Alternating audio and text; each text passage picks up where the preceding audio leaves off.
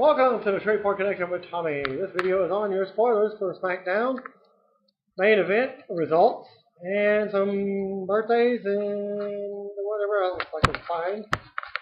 Of course, some updated Superstars matches. Of course, thanks to Curtis Thompson, Brian Witt, and Richard Bowers we're at the Raw show in Grand Rapids, Michigan. Set the results for the Superstars taping. R-Truth defeated Darren Young. Layla and Natalia defeated Cameron and Naomi. Are the Funkadactyls heels? They sure acted like it. And Rich noted that both matches were fun but standard. Curtis Thompson also attended Monday's Raw in Grand Rapids, Michigan, and set the following report on the dark match main event. John Cena defeated Ryback in a tables match to retain the WWE Championship. Cena sure got a lot of pops today. At one point, Ryback flipped the table for no reason. A table was lying against the turnbuckle for a long time. Eventually, Cena reversed position and used the attitude adjustment to drive Ryback through the table for the win. Ryback must have found a late-night doctor to give him medical clearance, as they stated on Raw that he was not medically cleared to wrestle on the Raw TV show. And there's a second report after Monday's Raw went off the air. John Cena defeated Ryback in a tables match to retain the title. Again, it was lying. The table was lying across the turnbuckle, and eventually Cena reversed a hold, then used the attitude adjustment to drive him through the table. Ric Flair and Roddy Piper or their respective families will appear on Celebrity Wife Swap on Sunday, June the 30th on ABC. Flair will be sending his girlfriend, Wendy, to live on Roddy Piper's Portland, Oregon ranch, while Piper will send wife Kitty to Flair's home in Charlotte, North Carolina. And you can read the full press release on this website right here. That'll be flashing across the screen when I do the video. So many jokes, little time. Former WWE star Mick Foley has already appeared on the show, but he swapped lives with actor Antonio Sabato Jr., not another wrestling star. And here's the other results. Thanks to Mike Cheyenne, attended Raw from Grand Rapids, Michigan. It said a more detailed report. R-Truth did defeat Darren Young, as Truth got a great reaction, although he had no idea of how much it was or will be for being his first time, or the first wrestler out. And Layla and Natalia did defeat the Funkadactyls. Only one to get the reaction was Natalia, who seemed rather popular. And the match was confusing because it suggested tension between the Funkadactyls and Natalia, which was unclear to the live crowd. Let my buddy know that this is the Shreveport Connection. The weekly webcast of wrestling events. And they said the dark match main event for tonight's SmackDown taping is listed as Sheamus, Randy Orton, and Chris Jericho versus The Shield in a six-man tag action. Pro wrestling legend Bruiser Brody, a.k.a. Frank Goodish, was born on this date, 1946. He died July 17, 1988, when he was stabbed to death backstage at a World Wrestling Council event by wrestler and booker Jose Gonzalez. I guess they had some type of fight, and he worked as Invader number 1. Gonzalez was initially charged with first-degree murder, but it was later reduced to involuntary homicide. Several wrestlers declined to testify. I guess their jobs were threatened on the line back in the day. And yes, that was a day of world-class championship wrestling when they were the most popular on the block. Yeah, Von Erich's history. Okay, late Japanese pro wrestler legend Mitsuharu Misawa was born on this date, 1962. He died June 13, 2009, after losing consciousness during a tag team match, and he was pronounced dead in the hospital. Misawa's family declined to release the details of the autopsy report. The late Trent Acid, a former backyard wrestler, a.k.a. Michael Verdi, died on this date, 2010, of drug overdose. Popular Combat Zone wrestler Regular was arrested earlier that year for possession of heroin. So take that and put it together. That's where I got it. Former WWE wrestler Vito LaGrasso turned 49 years old today. Actually, he was June 18th, 3 or 4 days ago, whenever I copied the results. for the birthdays. He was born in 1964 on June 18th. No pro wrestling shows for this week were posted for ESPN Classic. Diva Dirt interview with Anya, a.k.a. Anna Bogomolova. I don't even know how to pronounce that myself. Bogomolova. That's how it's spelled. And you can go to divadirt.com for that on her release from WWE Developmental. I wish I had known it was coming. I always asked my coaches what to work on, but they always told me I was doing well. Honestly, I wish I had an idea that it might come, but I didn't. For now, I need to take a break until I heal, but I'm always open to opportunities and do MMA or wrestling. On joining WWE, I sent my resume out to WWE. I wasn't a huge fan, but I love the show and always wanted to try something new in my sports career, and wrestling seemed like a lot of fun, and I wanted to try it. They called me back within a day and asked me to train in Tampa, and I fell in love after 5 days. This is definitely something I wanted to do in my life. Being NXT's powerhouse diva, of course, I mean, come on. I'm 6'1", much bigger than all the other divas. My character was pretty much who I am. I have a strong accent, and I can't hide it. I'm much bigger than the other girls, and it was who I am. I tried different variations, but it was also always easy to be myself. They asked me to speak more Russian. My character is pretty much who I am. I loved it and still love it. So I guess she wasn't able to do the Maurice kind of character. NXT has become the most consistently entertaining weekly TV produced by WWE, as well as a very promising developmental territory for the future of WWE to learn, grow, and improve their acts. Performers such as the Shield members of like Seth Rollins, Big E Langston, who's not in the Shield, the Wyatt family, Husky Harris, and his followers, have all found success in NXT, leading to promotions to the main roster. This article is a scouting report of the talent in NXT as of June 2013. The 10 numbered acts are the most heavily featured acts on NXT, excluding the aforementioned WWE call-ups, ranked by the percentage of their potential. A new crop of talent is set to come in starting in July. So look for this article to be semi-regular piece on ProWrestling.net. That's where I copied it from. Number one guy coming in, Leo Kruger, a South African native that was brought up in the business with Justin Gabriel under Gabriel's father, Paul Lloyd Sr., but bears no resemblance in any fact of his work. He's had a reduced presence since the dissolution of his team with Cassius Ohno, but has shown loads of ready-to-go potential. His maniacal alpha male character brings in an edge and unpredictability that make him very compelling to follow.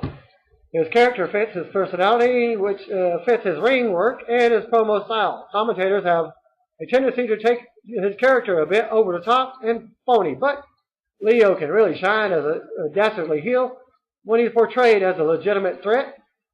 He's a Triple H favorite who at times runs the risk of falling into the boring, methodical category. That being said, he's a technically sound, smart wrestler who aggressively works body parts that sets up his finish. His character may be a victim of being cartoonish under the wrong creative plans or poor depiction. But if handled properly, Kruger could be a very successful star in WWE. And here's the pros about him: to find a character that is an extension of himself and fits his entire on-screen act. And here's what's against him: matches can be tedious in the lower gears. And the number two guy is Cassius Ohno. Ohno is a world-traveled student of pro wrestling. The former Chris Hero has trained and taught in schools, camps, and dojos across the U.S., Europe, and Japan, working with some of the best who has ever lived. Ohno has took full advantage of the opportunity to work a program with mentor William Steven Regal and put on one of the, if not the best matches seen on NXT. He showed outstanding capability as a threatening, slightly unhinged villain. He has been a constant player on NXT, but he has been subject to being placed in a thrown-together tag team. First with Leo Kruger, And now with Corey Graves. He used great spots and maneuvers from all corners of the wrestling world that haven't been seen in WWE and help him to stand out as a worker. Ono is going to be an interesting case to follow, as his on-screen and in-ring act could be a huge hit. He's also relatively undefined as a persona. This is what he's got going for him, a well-traveled ring general whose work is always entertaining. And this is what is against him. He has yet to show equal promo character capabilities as a babyface as much as he does with his heels character. Number 3, I was just speaking about Corey Graves. He's undersized, underrated, and often underappreciated, much like any of the stars in current roster of WWE. Has a unique tattoo grunge, almost steampunk look and style about him. Some will draw obvious visual comparisons to CM Punk, but the similarities stop at the tattoos. He has his catchphrase, "Stay down," tattooed across his knuckles. I guess you got to stay down. Okay, which he often incorporates into very premeditated, fluid, and compelling promos. Graves is small, but holds his own physically and works a submission-heavy style. And he's been featured prominently on NXT, having earned several shots at the #1 contendership, but never feeling like a legitimate threat to win the title. He is currently teaming with Cassius Ohno in what feels like a temporary but unnecessary holding spot against the Wyatt family. His matches are always logical and solid, even when he's doesn't feel entirely relevant. He's not someone I foresee becoming a top player, but there is a place for him without a doubt. It was going for him, a deliberate and smooth on the mic with a ring style that can be similarly described. What's against him being perceived as CM Punk Jr. may hinder him and his ability to get over. Number 4, Paige. Paige is consistently one of the most over performers on NXT and only 20 years old. She already looks very comfortable in the ring and has a firm handle on her anti-diva character and personality. She comes from an English wrestling family led by matriarch Saraya Knight and father Ricky Knight. The mother-daughter duo most notably worked together in Shimmer, where Paige was able to gain some U.S. indie experience before joining WWE. Paige is definitely a small, but her appeal, charisma, and work won't let her size hold her back. Potentially Paige and AJ Lee could have an incredibly legacy of matches unlike anything we've seen from the women in mainstream U.S. wrestling. What's going for her is a unique, ultra-appealing diva with more than capable in-ring work. What's against her is she's only 20 years young and untested living life on the road. And number 5, Sami Zayn. Sami has an intangible, endearing, genuine charisma that makes him come across as being extremely relatable. He's the newest single star to debut in NXT and picked up victories over Kurt Hawkins and Antonio Cesaro on his very first night. In his interview, Sami shows an innate likability and instant connection with whomever he is interacting with. He is able to get classy yet flirty when talking to Renee Young and show intensity, passion, and confidence in his ongoing feud with Cesaro. He has worked all around the globe, gaining experience and building a loyal fan base, so his work will look very familiar to many fans of independent wrestling. His unique hybrid of lucha libre and main event styles make him an exciting and very memorable. He is a scrawnier than most anyone on the WWE roster, but his strong underdog work and untouchable babyface fire make him an incredibly promising prospect. What's going for him is indescribably genuine personality with standout potential in all areas. What's bad for him? Far from the body guy WWE has been known to favor. Number 6, Adrian Neville. No, not the singer. The thing Adrian Neville is capable of doing off the top rope are absolutely spectacular, but many of the high flyers are. He has been primarily featured in championship tag teams with Oliver Gray and Bo Dallas. So he has yet to show his full potential as a singles act. Prior to signing with WWE, Neville spent extensive time working in Japan with some of the most stellar athletes in the wrestling world. He proved to be one of the best junior heavyweights in sport during his runs with Dragon Gate, both in Japan and the U.S. Unfortunately, his star potential he is as poor on the mic as he is incredible in the ring. His interviews are awkward and seems uncomfortable having the camera on him when he isn't wrestling or flying. Improved acting or public speaking classes would do wonders for the timid young man with a heavy Gordy accent, or Geordie. His career will be a tug-of-war between his struggles on the mic and his remarkable in-ring prowess. But doesn't Jeff Hardy have the same thing? What's going good for him? Breathtaking aerialist with a great WWE physique. What's bad for him? A self-admitted and lack of confidence makes his charisma and speaking capability questionable. Number 7, Emma, last nameless. Emma is a talented worker and has a polarizing, quirky act. The Lance Storm trainee has won the affection of the NXT crowd with her lovable, oblivious, ditzy character, and even more so with her bizarre dance and incredibly catchy entrance theme. When her music hits, the arena comes to life and springs into a really fun atmosphere where almost everyone is able to let loose and dance along with her. Her work in the ring is solid technically, but she also stays true to her character, which brings a lighthearted, almost comedy aspect to her matches. She runs the risk of falling into the bad Santino territory with the goofiness, especially if her character falls into the hands and brains of someone who doesn't have a good bearing on what to do with her. Her act is enjoyable, entertaining, and works in appropriate doses, but it's unclear how she would come across on a bigger stage at this point. What's going good for her? Her dance, music, and personality will stick in your head. What's bad is the act will naturally grind the gears of people who don't like silly comedy, dumb blonde stereotypes, or epic dancing. Well, number 8, Conor O'Brien, the rat face from NXT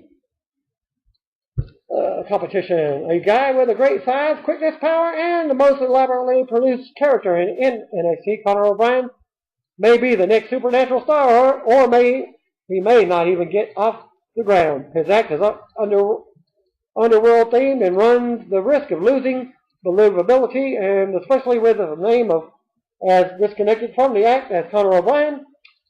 He has all the gifts that he can be given both naturally and cosmetically, but it remains to be seen if he can make his act connect and work in a more modern era of wrestling.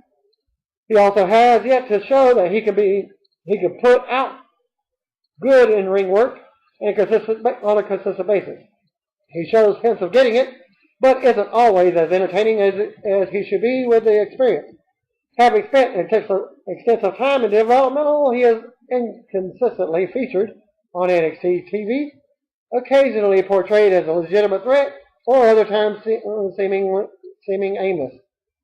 His pairing with the now-released Kenneth Cameron showed promise as the Ascension, and his apparent recent pairing with Rick Victor in a similar gimmick was also potential if used appropriately.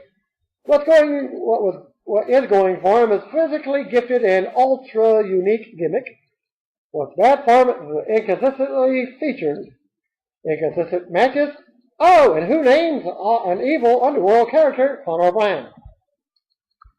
Number 9, Bo Dallas. Without a doubt, the reigning NXT champion is the most unbearable babyface in all of WWE.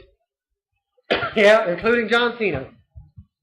He is what JR would call a blue chipper and can go in the ring, but he also has tremendous go-away heat from the NXT crowd. He is often met with heavy boos and berated with chants of "No more Bo."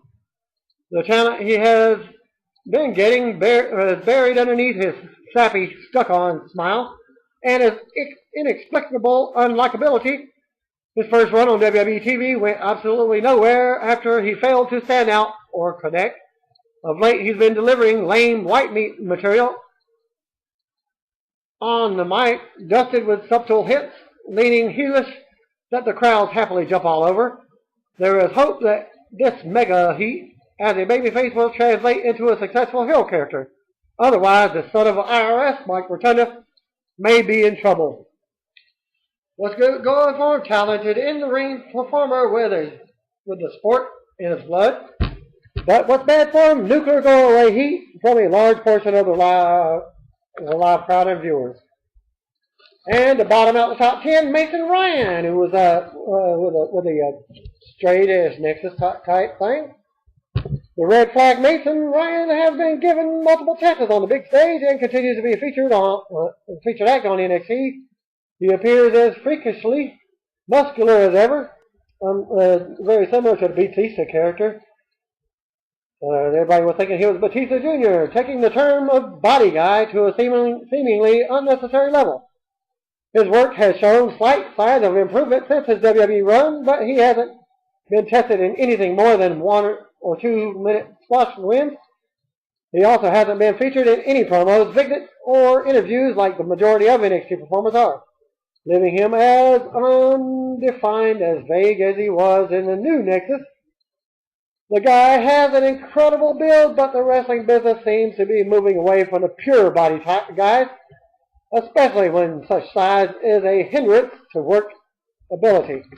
I don't think Mason Ryan will cut it in the WWE system over the long run, but the matchmakers in NXT apparently have yet to realize that.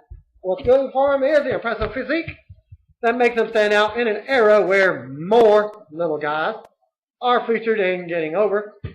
And what's bad for him? Poor work, poor character, and proof that WWE wellness policy doesn't catch everything. Other names to keep in mind: Enzo Amore, an era clamoring for the return of career jobbers. Amore has the ability to be an awesome one. He talks a million miles per hour and portrays himself as a tough guy, calling himself realest guy in the room. He is able to walk to the ring with a microphone, draw great heat, and make a babyface look like a star while shutting him up. It's not the career hope. The career one hopes for, but it's a necessary position that could use some solid players like Amore. Scott Dawson and Garrett Dillon, expect to see more of those two, but don't expect it to be high-flying, high-quality entertainment. This cartoonish redneck act, with their French high roller manager, Sylvester Laporte, has a very small chance of ever connecting with the crowds of viewers, or viewers. The way you're being booked gives the impression management sees something and wants to give them a shot, but I don't see a bright future for either if the duo doesn't seriously improve from week 1. Xavier Woods, formerly known as Consequences Creed, he's my favorite in the whole, even in the top 10. He's been seen, like I said, formerly in TNA. Woods comes in with high charisma and great potential in the ring, along with a great physique. His gimmick is a true-to-life 90s kid act, which may or may not find success connecting with an audience, whole or niche. The soon-to-be PhD has yet a heavily featured, other than forgettable win several months ago, but expect to see him get a chance to show his stuff. Colin Cassidy has only made one appearance on NXT TV, losing in his debut in a squash match to Mason Ryan. However, the guy is tall, has really good athletic size, and genuinely looks like a pro wrestler. He hasn't had the opportunity to show much yet, but his sole appearance gave him the impression that he has the potential to be repackaged into an act that will work him and help him advance. Rebecca Knox, the yet-to debut Rebecca Knox, is someone who will be completely hit or miss. She has a history of injuries that has caused her to miss substantial in-ring time and take a toll on her career thus far. This paints her as the injury-prone type who may not be long for the wrestling business. That being said, she is also a trainee of New Japan's most impressive rising star, Fergal Devitt. It is because of his name value and skills that I could potentially see her coming in and helping to bump up the image of women's wrestling in WWE, or continue the strengthening of NXT's female roster. And the update of Richie Steamboat, he's been out of action for 7 months with a back injury and has seemingly been forgotten on NXT TV. According to multiple reports, the injury was serious enough that there was legitimate concern as to whether or not his career would continue. He is scheduled to undergo back surgery in the near future, according to Dave Meltzer, and there was no timetable set for his return. Oliver Gray, the last man in the mentioning, a UK native, was formerly one half of the first ever NXT Tag Team Champions with Adrian Neville. He has been out of action since mid-February due to a torn ACL. He has since had a surgery to replace his ACL ligament and remove almost half of his meniscus. When the injury first occurred, he was projected to miss 6 to 8 months. Expect to see him back towards the end of 2013 if all goes according to plan. And now for your main event taping. From Toledo, Ohio, results courtesy of PW Torch, very brief. Primetime Players defeated the Tongues of Funk in the dark match. And the first match, the Shield versus the Uso Brothers. And Justin Gable, a 6-man tag. Okay, the Shield won against them. And Antonio Cesaro with Zeb Culture. The faction has started. Defeated Sin Cara. And your main event was Caitlyn defeating Oksana. Oksana was looking great in her match. A little bit better than the previous week. And your SmackDown tapings. Thus, I only got one report for the entire week. Okay, from Toledo, Ohio, courtesy of PW Torch, Daniel Bryan opened with a promo. Randy Orton interrupted and said, set up their main event match, replacing the advertised Bryan versus Dean Ambrose. Okay, first match, Sheamus defeated Cody Rhodes. Second match, Curtis Axel defeated Wade Barrett to retain the Intercontinental title. Match number 3, Divas Champion AJ defeated Natalya. Match number 4, Alberto Del Rio defeated Chris Jericho by disqualification when Dolph Ziggler interfered. And Christian defeated Drew McIntyre. The Shield attacked Christian afterwards. And your main event was Daniel Bryan. Daniel Bryan was defeated by Randy Orton, I guess. It says Daniel Bryan by Randy Orton by countout. And no main event dark match, unless I said it earlier. The results.